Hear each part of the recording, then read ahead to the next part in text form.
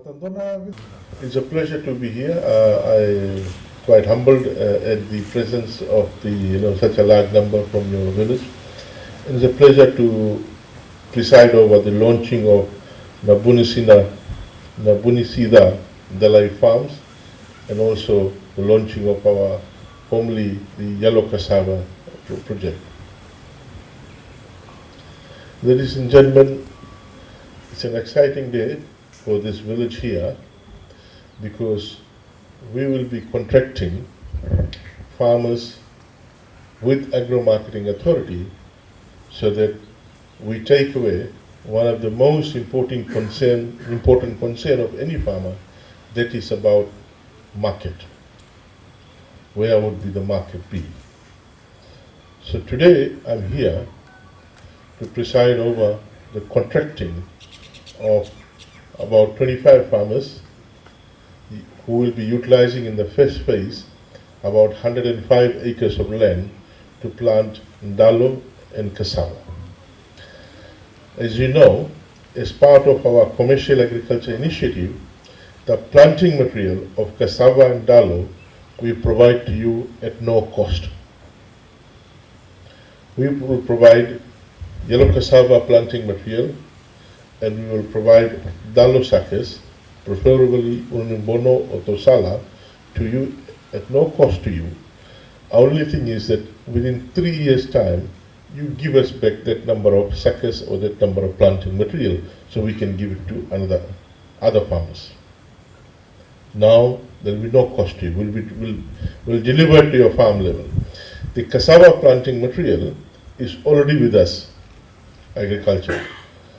So we will give it to you. But the ndalo suckers, we will organize it within 2 weeks' time, or within a week's time. I need to check with, because unfortunately, unlike dry seeds, cutting and suckers, we don't keep it because it will go bad. So when we get the order from farmers, then we get it from other farmers who have it, and we buy it and give it to you. Ladies and gentlemen, this is a very exciting era for all those who are engaged in agriculture, or all those who want to get engaged in agriculture, because we are now mobilizing everyone, existing and potential farmers, to get their land under agriculture for their own benefit, for the household benefit, for the villages' benefit, in national interest, for the nation's benefit. There's a lot of potential in agriculture, and there's no reason why the landowning community or villages should be poor. There's no reason why any landowning unit, any villager should be poor. There can't be any reason. If they're poor, then that means there's something wrong somewhere. Either they don't want to work hard, either they don't want to bring their land under production, either they don't get full information from Ministry of Agriculture, either we are not doing our job, either they don't understand about how markets operate. There are villages in the remote area. I consider this as a remote area. There are villages in the maritime area where they are struggling to find a market.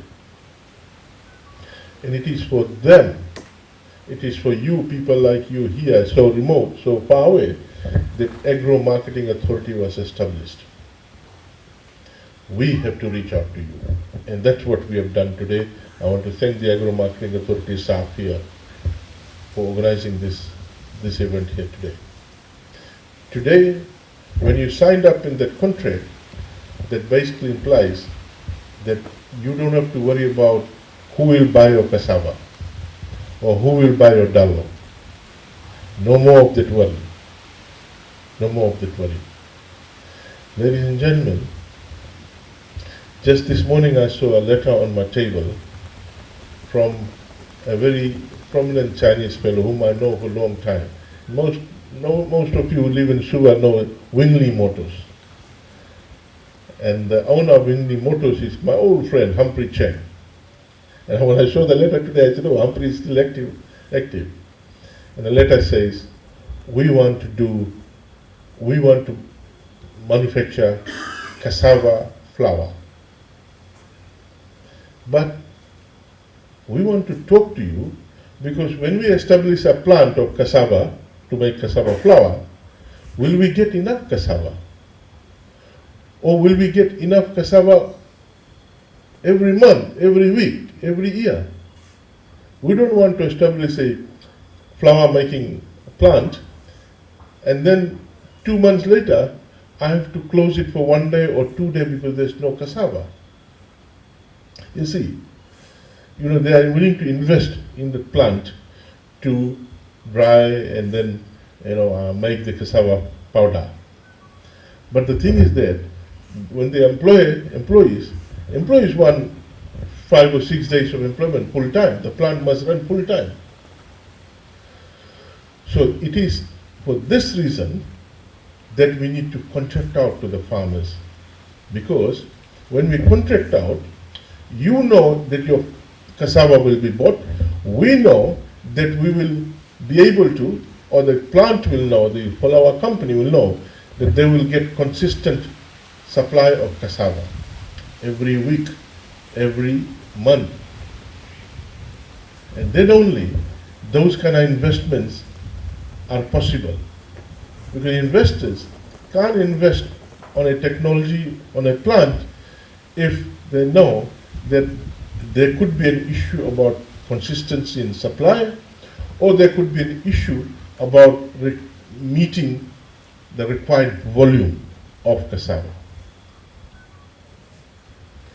So, ladies and gentlemen, we are now opening up new opportunities for your primary commodity to convert it into a product, whether it's flour, whether it's cassava fries, whether it's starch. There are people coming to us asking, we want to make starch out of cassava. But they want to see whether we can provide that particular volume of cassava and consistently. As we were coming down, I noticed that there is a large amount of land under pineapple.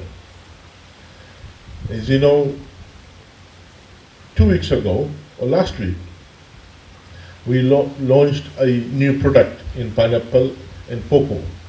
Pineapple candy and pawpaw candy. We are now giving a large dehydrator, a drying machine, to Agro-Marketing Authority. And we want them to set up this plant to make small candies from pineapple and pawpaw. Now, what does that mean to you, or mean to the farmers of pineapple and pawpaw? Often during season, there's a lot of pineapple, and farmers complain that there's no buyer. So now what we are doing through Agro-Marketing Authority and food processors is to take these primary commodities and process it and make a particular product. For example, canned pineapple. Food processors are doing that. We now want to do, through Agro-Marketing Authority, make pineapple candy, which already Ministry of Agriculture's the Food Technology Department has done it. But we can't go big time because that's not our core business. It's their core business or food processors' core business. So our technology staff will go and work with them for a month free at our cost. Work with Agro-Marketing Authority, train their staff, existing staff, how to make pineapple candy, how to make pawpaw candy, and then they will do it. Our technology staff will continue to advise them and check and do quality control at no cost to them. So we will pass on the technology, and we want them to take over. And then what it means, your pineapple will buy all your pineapple. No worry about flooding. There's nothing. We don't want this word in agriculture, flooding. There should not be any word as such. We need to up our game, raise production and supply. About 3 months ago, there was a lot of complaints from consumers that prices of vegetables are very high. Cabbage, $2-3, baigan, $6-7 for a small heap, etc. And they were complaining that we must interfere in the market, set price controls. And I said, no, these are temporary solutions, not sustainable. Let the supply chain work. Let the market work itself. What we should do is raise production. And today, cabbage is sold as 50 cents a bundle. Green bean, which was sold as $6, $5 a bundle, now sold at $1 a bundle. Baigan, which was sold at $70 or $60 a bag, is now sold at $25, $20 a bag, because we have pushed in production.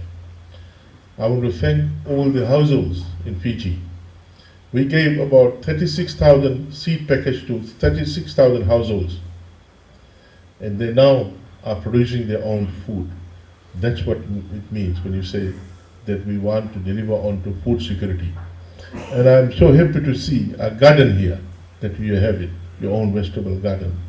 Thank you, Naka. We now want to take that to a different level, at a commercial level. Now, all we need is this. You bring your land under production. We have our assistance for land preparation, $28 an hour. We provide you with free suckers and cutting. After that, you will have your own planting material, and then you will return it to us later on within 3 years. Because we know with best year, we don't expect you to return because you want to keep it and expand your production. Excellent.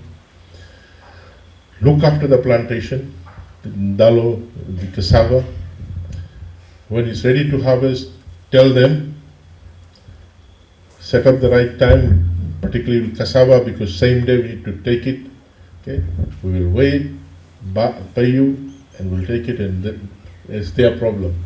Where they sell it, they export it, or sell it in Sova, or sell it to the flour company, etc. So, ladies and gentlemen, it's my pleasure here today to formally launch this farm here, where 25 farmers have got together.